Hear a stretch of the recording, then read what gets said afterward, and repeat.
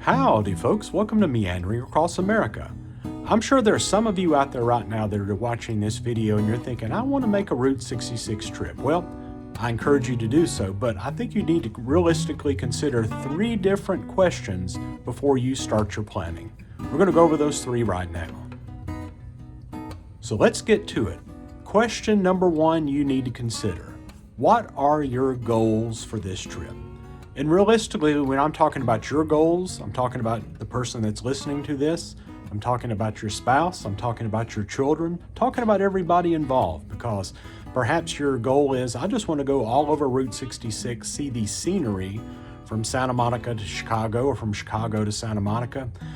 But there's no place really I need to stop or want to stop. Maybe that's you.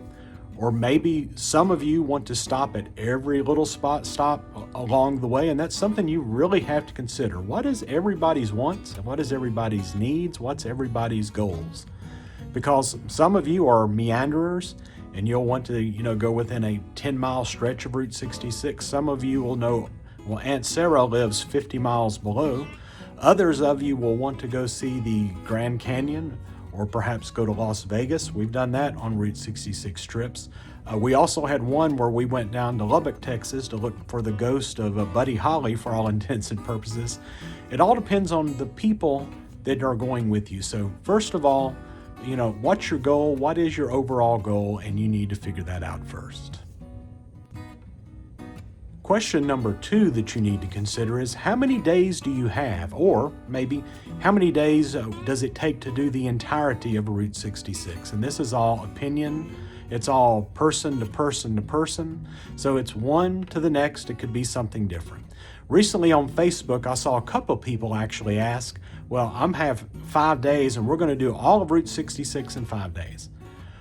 You can do it. You can drive it. You can go from, early in the morning to late in the evening and do the entirety of Route 66, but you're really not going to experience Route 66 on that.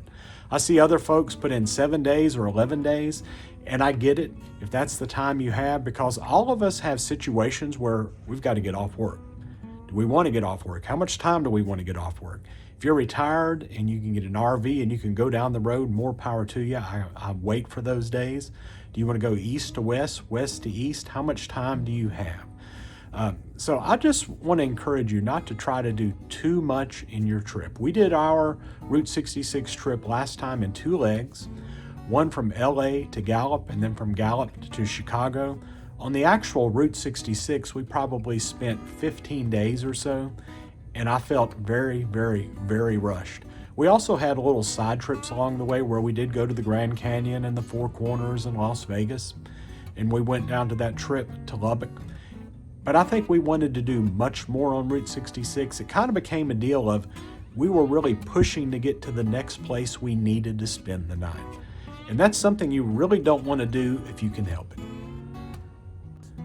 So some people actually do ask, what's your opinion? How many days should it take? Well, I would say if you can do it about 3 weeks, 21 days, or it's about 115 miles a day, I think on average there. Maybe you'd say 100 miles a day. The truth is, some days maybe you could go 200 miles, but there's other days you're not going to go 15 miles if you want to do everything there is to do or do the major things to do in a given area. So you need to do you and figure out the amount of time that you have, whether you need to do it in 1 trip, 2 trips, 3 trips, 5 trips, do little sections of it at a time, or are you that person that wants to drive the entire thing? If so, good for you. You do whatever you want to do on your Route 66 trip, but if you want to spend your time, go and look at several of the sites, see all the museums, see all the ruins and sites, I would highly encourage you at least, about 100 miles a day, 3 weeks. If you could do it at about 30, if I had an RV and I could go and go until I went and then stopped, that would be ideal. Those of you that have that opportunity, go for it. It's the way to do Route 66 in my opinion. So now that you've decided, what your plans are, what are your goals, that first question. The second one, how much time do you have, or how much time should you pencil in? Well, that's going to depend on you and your needs and your wants and everybody in your party in reality. The third question you then need to consider is, what is the best time of year to go on Route 66? Learn from our experience on this given one for sure. We went in 2 different times of the year. We went in the May time frame when we went from LA to Gallup. We went in the November time frame. We went from Gallup all the way to Chicago, and we met up with snow at that time. Amazingly, in that May time frame, we did hit snow at the Grand Canyon on that given day. But I can tell you, if you go in the May time frame or go in the summer, and this is our big tip, and I believe it is best to go on your Route 66 trip probably during the summer months, because during these summer months, you're going to have daylight, a lot of daylight. You're going to see daylight going to night. Now, if you're that get up early in the morning person and go all day, you could go either, and I'm not discouraging you going at any time. It's a wonderful trip. But you're going to get a lot more done. You're going to see a lot more, have the opportunity to see a lot more.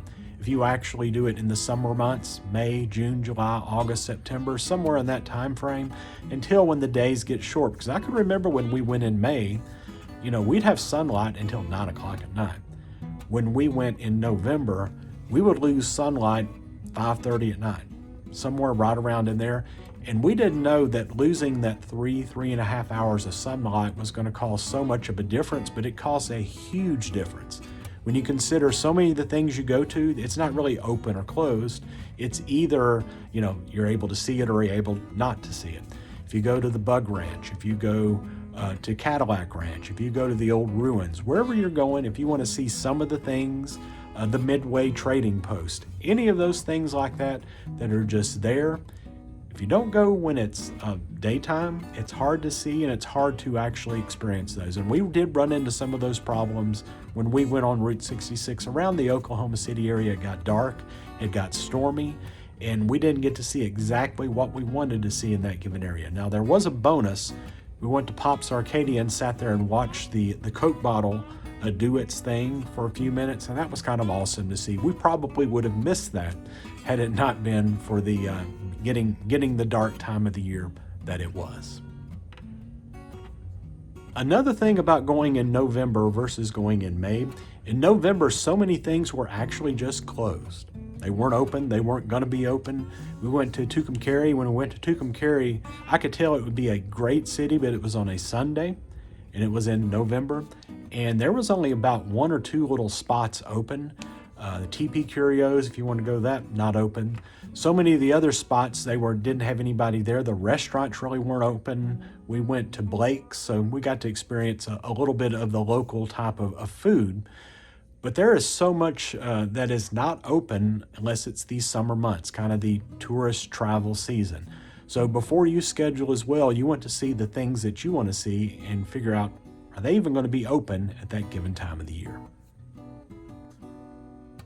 So folks, I'm sure there's all sorts of other questions you need to answer as well, but those are our 3. The first one, what really are your goals overall? How much time do you have and how much time do you think it might take? And then the third one, what time of year? What time of year is best for it? And again, I say go in the summer. If you possibly can go in the summer, summer is the time you need to go there. Well, we appreciate you watching. Thank you so much. We have several videos coming your way. We have extended videos, 8 of them in fact, from Gallup, New Mexico all the way to Chicago with time-lapse and various other facts contained in those extended longer videos. And we're going to be posting dozens of shorter videos, opinions about little spots and places along the way, all the way from Santa Monica to Chicago. Alrighty folks, thanks so much for watching. Until next time, happy meandering.